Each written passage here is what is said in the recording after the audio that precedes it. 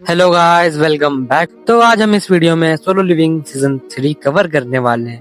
और अगर आपको ऐसी एनीमे की वीडियोस पसंद आती है तो आप मुझे कमेंट में बता सकते हैं। मैं ऐसी और वीडियोस बनाऊंगा। तो चलिए स्टार्ट करते हैं। सोलो लेवलिंग सीजन 3 की स्टार्टिंग में हम देखते हैं कुछ हंटर्स जो एक डंजन में होते हैं। तभी उनके सामने एक मॉन्स्टर आ जाता है। वो मॉन्स्टर और कोई नहीं, हमारा फर्स्ट मोनार्च होता है, जिसे हमने सोलो लिविंग सीजन 2 के लास्ट एपिसोड में देखा था। वो इस डंजन के अंदर किसी फ्रेगमेंट ऑफ लाइट को ढूंढने के लिए आया था, लेकिन उसे यहाँ पे भी कुछ नहीं मिलता। तभी उसके सामने एक और मोनार्च आ जाता है। तो जब हम उसका फेस देखते हैं तो वो दिखने में थोड़ा सा अजीब जैसा लगता है, मतलब उसका फेस थोड़ा डरावना होता है। फिर वो दोनों मिलके किसी ईस्ट की एक जगह के बारे में बात, जहाँ की शैडो मोनार्च है। मतलब ये सिंपल है कि वो जिनू की ही बात कर रहे होते हैं। तभी दूसरा मोनार्च भी बोलता है कि ग्रेट फ्रेगमेंट ऑफ लाइट भी उसी कंट्री में है। तभी फॉरेस्ट मोनार्च को एक स्ट्रॉन्ग प्रेजेंस महसूस होता है। तभी हम देखते हैं कि डंजन के अंदर एक और हंटर एंटर कर रहा होता है। फर्स्ट मोनार्च समझ जाता है कि ये उसी की चाल है, हमें इस डंजन में बुलाने के लिए। तभी जो हंटर डंजन के अंदर आया होता है वो फर्स्ट मोनार्च को बोलता है कि तुम कहीं कोरिया की तो बात नहीं कर रहे। ये हंटर और कोई नहीं होते, ये होते हैं हमारे जिन्हो के फादर। हाँ गाइस, ये वही फादर है जिसे जिन्हो ने बचपन में खो दिया था। फर्स्ट मोनार्च बोलता है कि अगर हम कोरिया की बात कर भी रहे हैं तो तुम्हें क्या, जाके अपना काम करो। तभी वो दूसरा मोनार्च वहाँ पे एक पोर्टल खोल लेता है और फर्स्ट मोनार्च को बोलता है कि हमारे पास इन सब चीजों के लिए टाइम नहीं है। फर्स्ट मोनार्च भी एक पोर्टल खोल लेता है और जाने लगता है। तभी वो हंटर बोलता है कि तुम इतनी आसानी से नहीं जा सकते, और फिर वो एक पावरफुल अटैक कर देता है फर्स्ट मोनार्च के ऊपर। लेकिन फर्स्ट मोनार्च एक आइस की दीवार बना के उस अटैक से बच जाता है। फिर सीन शिफ्ट हो जाता है और हमें एक रेड गेट दिखाया जाता है कि जिसमें जिनू गया था सीजन 2 के लास्ट एपिसोड। वहाँ उसके सामने डंजन का बॉस खड़ा होता है और बॉस जिन्हो की तारीफ करता है कि बोलता है कि तुमने अभी तक बहुत अच्छा फाइट किया और तुम फाइनली जिंदा भी बच गए। पर तुम्हारे लिए एक बुरी खबर है, तुम अब चारों तरफ से घिर चुके हो। इस जंगल के अंदर मेरी बहुत सारी आर्मी छिप कर बैठी है।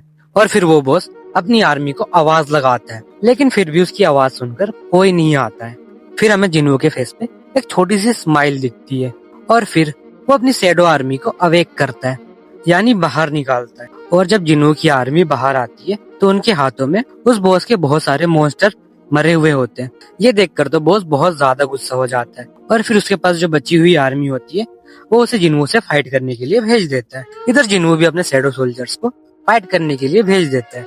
जिन्हो के शैडो सोल्जर्स बहुत ही आसानी से उन सारे मॉन्स्टर को मार देते हैं और बस बॉस बचता है। ये सारा नजारा बॉस अपनी आंखों से देखकर और भी ज्यादा गुस्सा हो जाता है और जिन्हो की तरफ तेजी से अटैक करने के लिए बढ़ता है। लेकिन तभी टस्क अपना ग्रेविटी मैजिक यूज करके बॉस को जमीन पे पटक देता है और हमारा जिन्हो धीरे धीरे बॉस के पास आता है और बॉस को बोलता है, अगर तुमने मेरे सारे सवालों का सही सही जवाब दिया तो शायद मैं तुम्हें जिंदा छोड़ दूं। तभी बॉस डर से उसे कुछ बताने की कोशिश करता है, लेकिन उसकी मौत हो जाती है। ये सब जिन्हो देखकर समझ जाता है कि ये सिस्टम की वजह से मारा गया।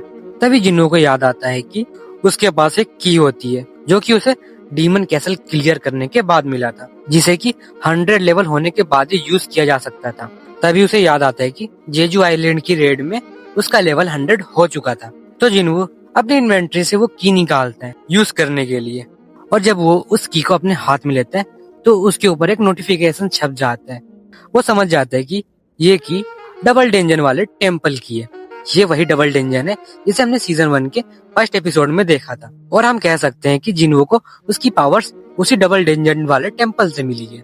ये सब जान के जिन्हो बहुत ज्यादा खुश हो जाता है कि जिस डेंजन की वजह से वो इतना ज्यादा पावरफुल बना है, फाइनली उसके बारे में उसे कुछ जानने को मिलेगा। और जब भी जिन्हो ने सिस्टम के बारे में जानने की कोशिश की है, सिस्टम कुछ न कुछ ग्लिच कर देता था, जिसकी वजह से वो कोई भी बात नहीं जान पाता था सिस्टम के बारे में। लेकिन फाइनली अब उसे सब कुछ जानने को मिलेगा। लेकिन जिन्हो को तभी पता चलता है कि की के ऊपर एक टाइमर लगा है, वो भी 417 घंटे का। मतलब वो अभी भी उसे यूज नहीं कर सकता था। उस की को यूज करने के लिए उसे बहुत वेट करना पड़ेगा।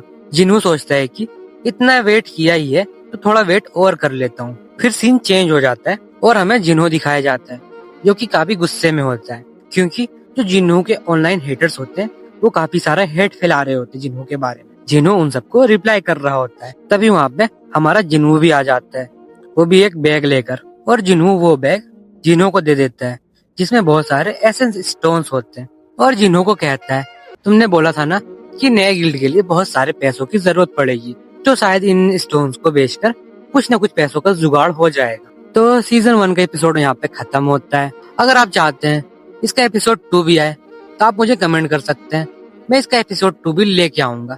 तो चलिए बाय बाय।